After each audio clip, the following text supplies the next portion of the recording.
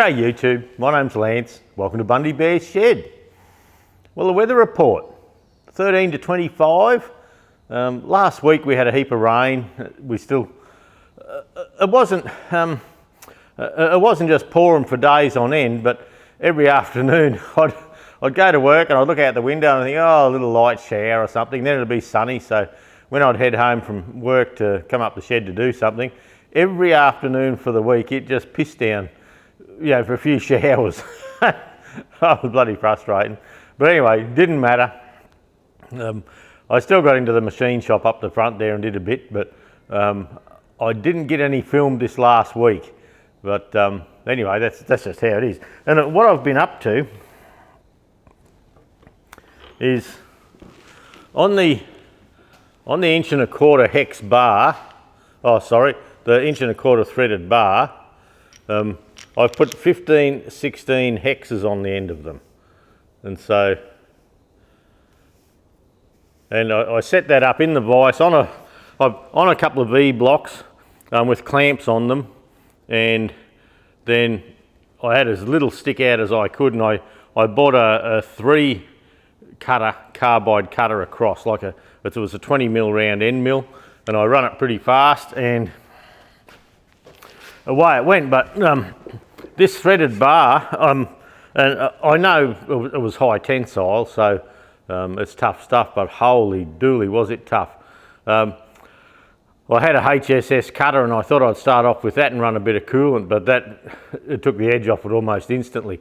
So I need to sharpen that now. But so I went to the indexable carbide inserts and run across, but this is that hard that I run coolant down on it, because if I didn't, I was getting little hot chips coming off it because it was just so hard. So it's good stuff. Whatever it is, she's bloody good gear. So I got 3 hexes done. So I've got a shorter piece. Now, if you remember, we had a bit with a bit of buggered thread and it was bent. So I parted them off and I got a couple of bits like that, but I kept one piece long and original, so we can do different jobs with it. I don't know what we're going to do with it, but that's what we're doing. and I've kept one. Now this has a couple of dicky bits of thread on it yet that I need to tidy up, and I'm going to leave this just as a piece of threaded rod, so I can bring the nuts down in and adjust and muck around with it. The thread's a bit funny here. I do have the die nut. I bought an 1 1/4 12, I think it is. The die nut to run down it. Yep, 1 1/4 12. So every piece of thread's getting the die nut run down it just to clean it up a bit. And on these, probably on a couple of them at least, I'm going to put the nut down the end there, and I'm going to blast a big hot weld in here, so the nut's going to become part of it. And this fella here, that's a kingpin thrust. Now, I don't know, can you see all the needles in there? Yeah, you can see that. So I reckon oiled up, greased up, that'll be a really good thrust. So the idea is for the puller plates, which I haven't worked on yet, I'm going to make it so this is a fairly snug fit into them. So we've got the surface area of the soft tin holding it, and then this hard section here, that's going to come up against the nuts. So, and so I'll probably machine these yet, but I just ground them smooth the other day, and I linished the outside of the nuts on the belt sand, only a couple of them. And the reason I did that was so I had a nice smooth surface, and then to do the hex, I got 2 nuts up the end here, just outside the vise, and locked them together on the shaft, and I brought I bought a little screw jack underneath, so I could loosen the top of the V blocks off, turn it round one flat sort of thing, and do the next hex. So look, that worked well, but it was very hard. I got 12 nuts with that stuff, so I'm going to keep a couple with little handles on them just for different things. I mean, and a couple of, well, one of these at least, I'm going to machine a little shoulder on it, then machine a plate, and I'm going to weld this onto a, I think it's a piece of 5/8 plate about, maybe 6 or 8 inches, I'm just not sure now. And I'll weld that on, and that'll be the puller plate for doing liners and things like that, a nice large plate that's nice and thick. Then the thread will be welded in here. I was thinking of running a grease nipple into it, but look, just an oiled thread would be good. So the pullers are coming along. Now, I didn't film any of that. I thought I'd start to film some, and well, it was a boy doing a man's job. My little milling machine, like it's a little hobby mill, and doing this job, it was just flexing everywhere. The whole thing was vibrating, and I got a little table at the end. Things fell off that, and I thought, oh, what a shit show. And I didn't film it. I thought, oh, you blokes would bloody fry me. Being so hard on it. But look, the puller's coming along. That was a little job. When it's raining, I can go up there and I can fiddle around, but I need to get up there this morning and clean the milling machine. I haven't done that yet. So, but yeah, wore out a set of cutters doing it. But look, in saying that, Jeff said probably need ceramic cutters. Probably do, but I don't have any. And the carbide inserts on the indexable end mill, look, they're Chinese ones. So I noticed by the end, by the last couple of flats, I really should have turned the inserts up the other way and used new ones. But I thought, oh, bugger it, I'm nearly there now. I'll just finish with this one, and away we go. So when I get the end mill out, I've got to turn the indexable carbide bits around ready for next time, and away we go. So I'm still working on that. I still have to run the die nut down. God, this is a bloody long old haul with with the vice up in the machine shop. It's the same as this one roughly. With I made aluminium jaws for them. So and in this instance, it works really well. You can get a good clamp on the threaded bar in your aluminium jawed vice, and I have a steel jawed one up the other end there. So I just find the aluminium jaws, they get chowdered up and busted up over time, and you just go and buy a bit of, I think this is 20 by 25 or something or other, and you just make a new set of jaws and away you go. So it works okay. Pardon me, bit of asthma this morning, must be a weather change. It is cloudy out there this morning, so it looks like we're not finished with the rain yet. Here's Sansa dog, bloody Sansa dog. Bloody rolling stuff, holy dooly. Last week she come in a little bit stinky, and I thought, oh, what have you found? And well, she disappeared and come back in and walked into my little machine shop. Well, I was nearly spewing. I don't know what she found, but she was all proud of herself. The worse they stink, the more they want to come and give you a cuddle. So she had a big bath, and Jude gave her a bath and brushed her, and got her all looking pretty. And yesterday was Sunday, and we had visitors yesterday. Unreal.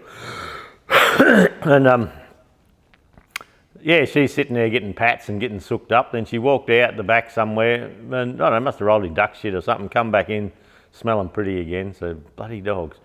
But yeah, yesterday I was getting a bit wound up in the shed here, and I've been working on my mate John Dudley's 1929 McCormick Deering regular engine, and I've never done one before. I don't have a book, we just suck it and see. And look, I have been enjoying it. I have been filming it, so we'll do a playlist on that engine. And the reason I'm onto that engine, because my mate John said no hurry. He just, if he just wanted me to do it, and he said, if you can do it, he said, I know it'll be done properly, but he said, I'm not in a hurry, I don't want to push you, just when you can. And I said, well, that's sort of the only way I'll take it on, because I get that busy that I've got to space jobs out and bug around with it. So and the reason I ended up over there was through the week early last week, I pressed the gudgeon bushes out of the conrods on the 65, and they've been changed at some time, and someone whoever's pressed them in before and got them resized, this one's pretty good, a little mark, but one of them, oh, the galling where the steel on the outer of the bush had picked up, bloody terrible. And anyway, so I pressed the bushes out, and the idea was I'd press the gudgeon bushes out, I'd press the new ones in, and then I could take them to my mate Quentin in town at Bundaberg Engine Reconditioners, or Alice's Machining he is now, I think. And yeah, if I had the bushes pressed in and the holes lined up and all that, well, I could take the rods to Quentin and he could resize them.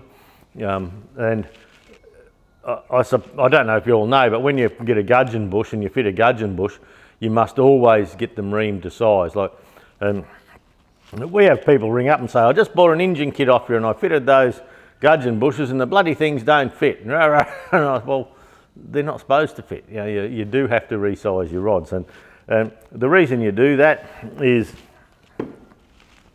the machine, what are you doing? Here, sit here. Yeah. And yeah, the machine grabs the conrod here in the bottom journal, and it also grabs it on the top, and you got to supply 2 of your gudgeon pins, and one for the here and one for the machine. And then and what they do, the centre height from here to here, they can machine them so that's perfect, so all your 4 rods are all matching. And if there's a slight twist that you can't detect anywhere, it can straighten up. Look, not much of that, but it can straighten up a little bit of that. And so when you put your engine together, you have all your piston height's the same, and it takes any stresses and that out. So I always get them resized. It just pays. But what happened when I pushed the new bearings in? Oh well, I only did one, and when I pressed it in there, you can notice that I can actually move that with my fingers. So these rods are toast. So I think what's happened over the time, whoever's pressed new bushes in or something at some stage, they've probably stretched the end of the cap or the bore or something a little bit. I've tried a couple of bushes, they're all the same, so I don't think my bushes will be undersized. I've never ever had them undersized before. Usually you've got to press them in reasonably firmly. I'm not one to Loctite that in, it's just not what I want to do. But yeah, there's no way I should be able to move that with my fingers. It needs to be tighter than that. So I need to get a new set of conrods, which isn't such a worry. I can't get them from Sparex. Sparex is still shut with this ransomware thing, and Agco, and man, that must be costing them some money. It's costing us a lot of money. Our account through Sparex it's a lot every month, and this last month Judy said we won't have much to pay for Sparex this next month. Yeah, they haven't been able to supply parts, so I can't get them from Sparex. They can't get them out for me. Bearco has some. I see AgriLine has some, so I have some new conrods coming. They may get here this next week sometime. We'll just see. Bearco, we've gone from putting daily orders in with Bearco. We still put daily orders in, but something's going on down in Brisbane, our main warehouse there, and I think, well, what they're telling me is Alan Bear that owns it, he said anything over 30 kilos must go on a skid. And so normally they just do a bit of a skid up, a pallet up, and just pop the boxes on, and you know, it may weigh half a tonne, but it didn't matter, sort of thing. But but now everything's got to go on a skid, so the staff are making skids, and we're back to getting 1 order a week is about our average at the moment. Shit service. Yeah, sometimes we get 2, but we used to pride ourselves in with Sparex and Bearco overnight service. You know, we could order it today, we'll have it here by 10 o'clock in the morning, and away you go. So the wheels are falling off all the parts supplies in Australia at the moment. Bepco doesn't seem to be having so much trouble. And so anyway, that's that's what happens when you sell tractor parts for a living, I suppose. I mean, On my mate John's McCormick Deering regular engine here, there's a couple of things I'd probably like to show you. The reason the engine is here to be restored is it's 93 years old, and I've I've learned a couple of things, and I'm videoing it. You'll think you're a dumb bastard, but anyway. The conrods. Now, this is what John found in the sump of his tractor, and that's a conrod. Now, see, you can see the shiny bit, the machine bit. That's what it's supposed to look like. When we turn it up the other way, that's all rotted out, and it looks like an acid rot or something like that. And I put it on Facebook the other day, and someone said, oh, they've seen some of the old oils turn acidic. But I was thinking, man, to turn a conrod like that, it's just unreal. I've never seen that before. You can see where it was run like that. There's a shiny edge there. So that's why the engine's here. So now we're on the hunt for a conrod.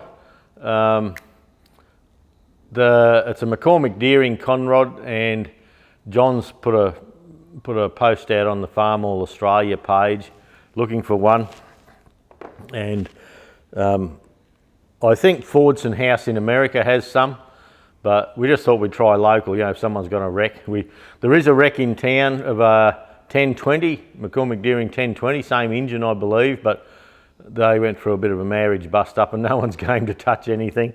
But anyway, he bought it as a running tractor, and that was in the bottom. Who knows what went on? But then in pulling it apart, that was number 2, the other one. Now that's a bearing that's been nipped up too tight. And when they've started it, it's picked up. It hasn't damaged the crank, luckily. Probably because it's a slow running engine, but this obviously got hot. And they're a brass backed Babbitt bearing.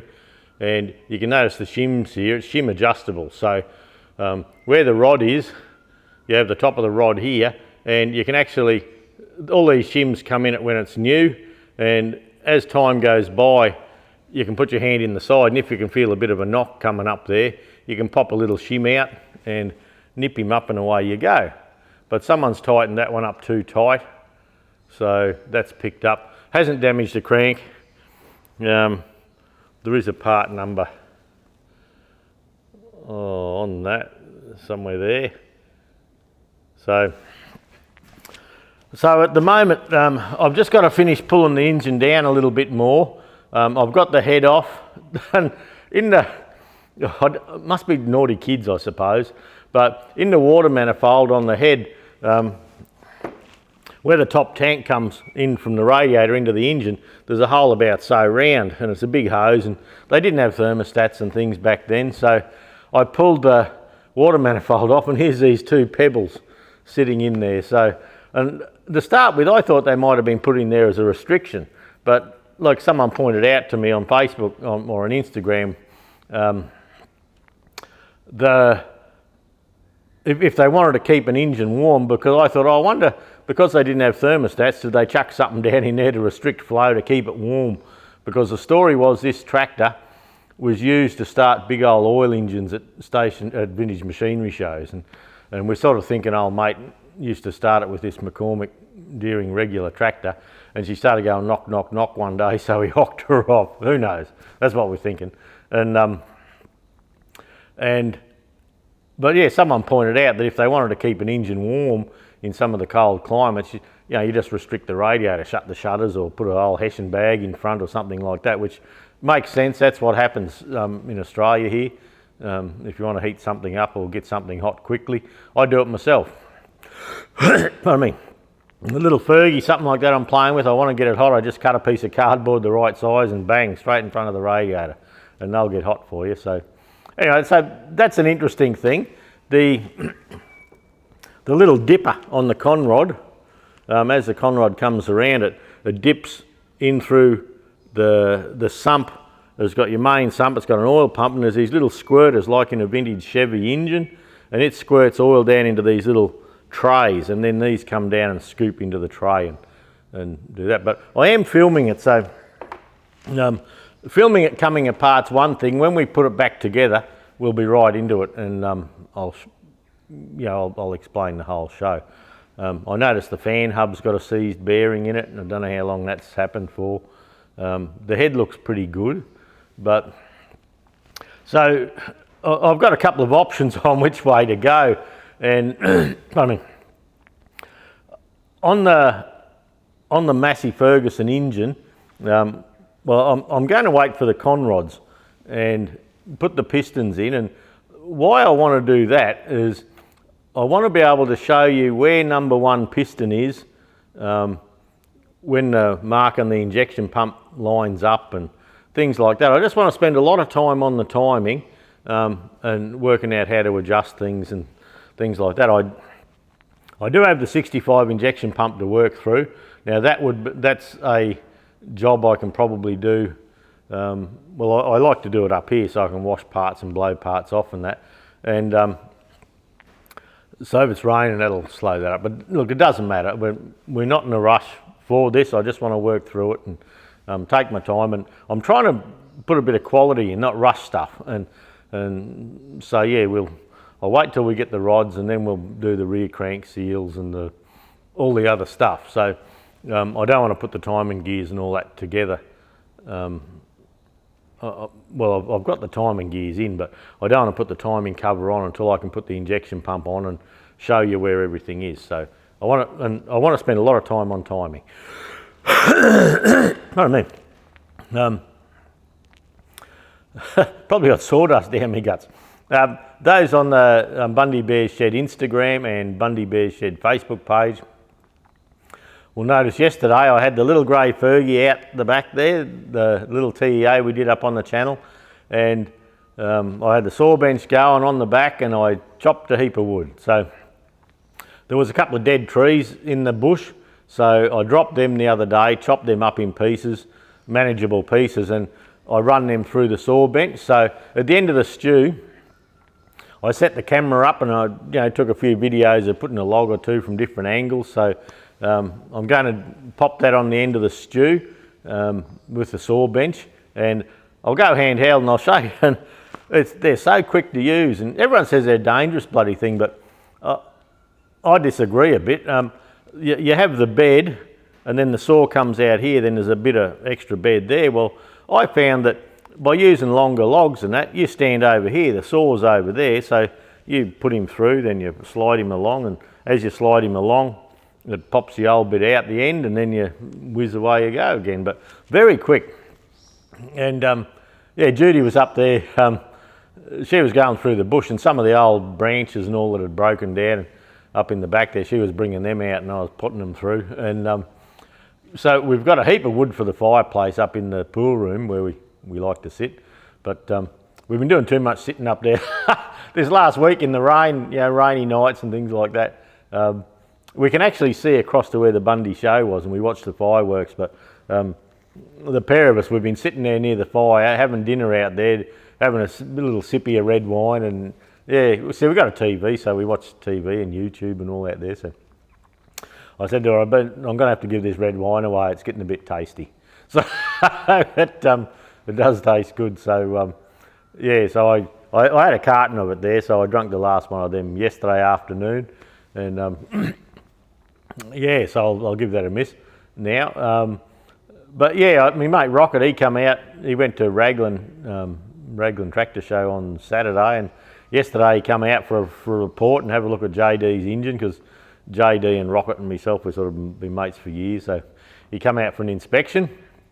And then I see, as he was driving out, I looked up the driveway and there's another car up there, and I thought, looks like bloody Jehovah's Witnesses. But anyway, I went up the house, and yeah, with some friends we hadn't seen for a bit, so yeah, so they stayed till 1:45 or something like that. And so yeah, Rocket got here probably like 9:30, something like that, and he left around lunchtime. Then I went up the shed I went up to the house and we had visitors there till 2 o'clock. Then I thought, right, we'll have a bit of lunch, or, you know, I usually try and watch Landline, but anyway, just getting ready to come up the back, and Mum rolled in. Mum's had a heart pacemaker put in. That's gone well.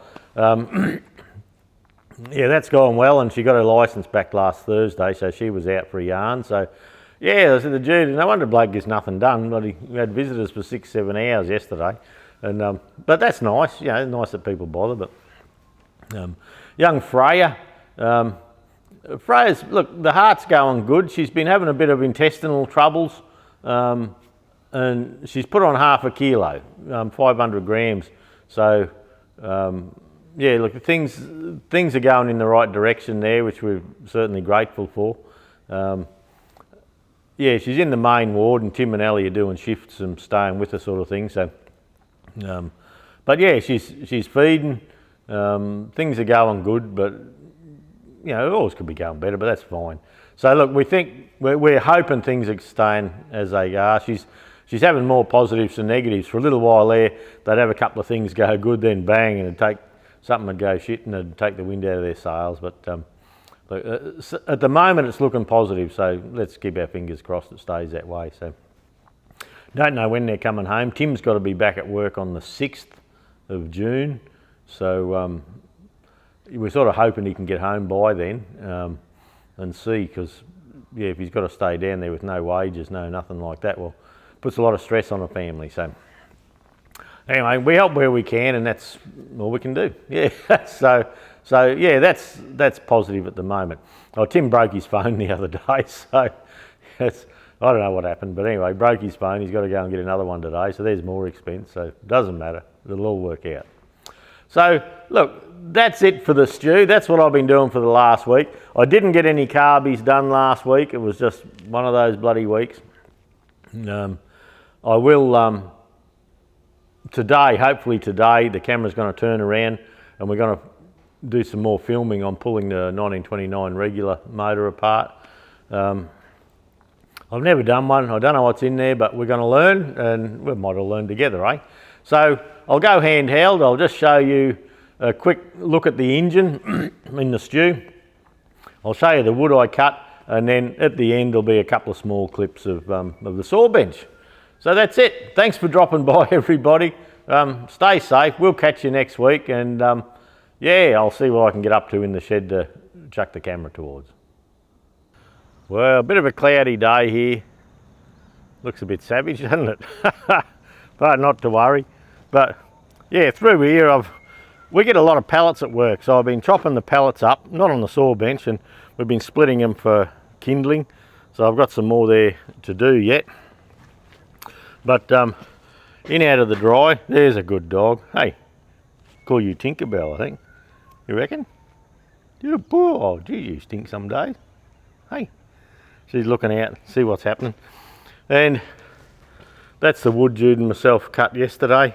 And some of the bits, like that bit there was a dead tree, but some of these other bits were just lying in the bottom of the bush there. And these are the tops for kindling. So that stays in the shed, and it's on the forklift, so I can get it in and out as I like. So that sort of works out okay. Now, when we come in through here, this is where I'm putting the farm oil parts. You can see one of the rocks there that was down that cooling pipe. But yeah, the oil comes through an oil manifold, and those little lines in the sump there, it squirts straight into those little trays, and the conrods go through there and scoop the oil up. But look, we will cover that a lot more. The oil pump looks okay.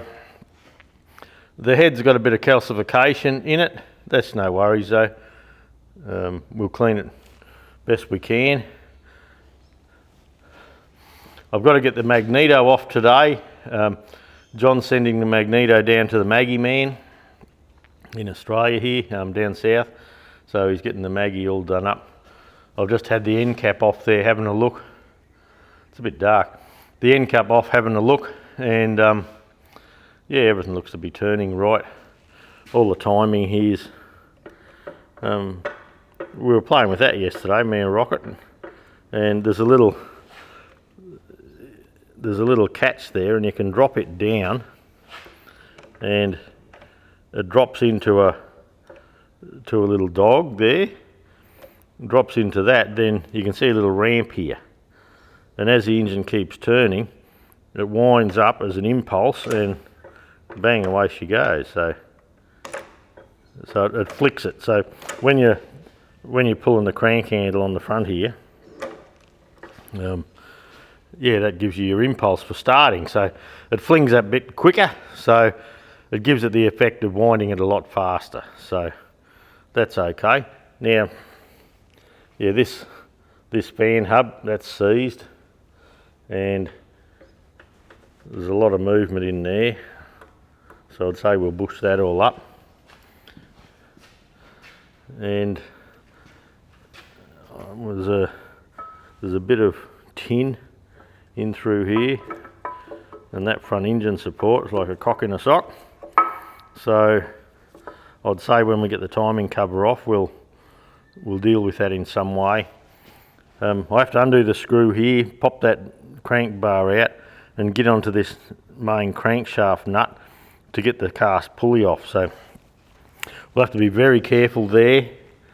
But yeah, but I am filming it, so yeah, there'll be a bit of a series on it, just for interest's sake, really. So anyway, we'll see how we go. I'll get the camera set up and start some filming on that for the playlist, and yeah, we'll go from there.